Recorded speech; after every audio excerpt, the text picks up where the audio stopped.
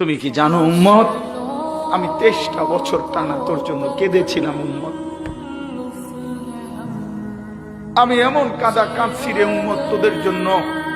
এশার নামাজের পরে দাঁড়াইছি, ফজরের আজান পর্যন্ত আমি আমার মালিকের কাছে তোদের জন্য, উম্মতের জন্য চোখের পানি ফেলে কাঁদছিলাম।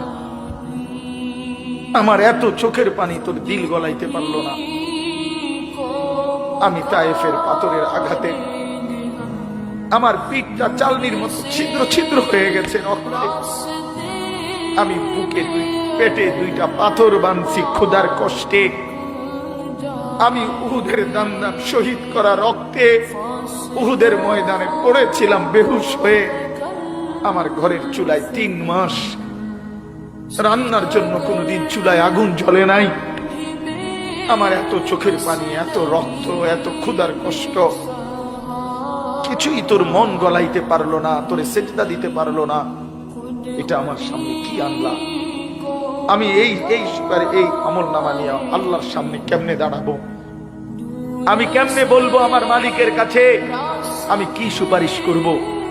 আমি কেমনে বলবো রব্বুল আলামিন এটা আমার শ্রেষ্ঠ নবীর শ্রেষ্ঠ উম্মতের আমল নামা? তুমি কি জানো উম্মত,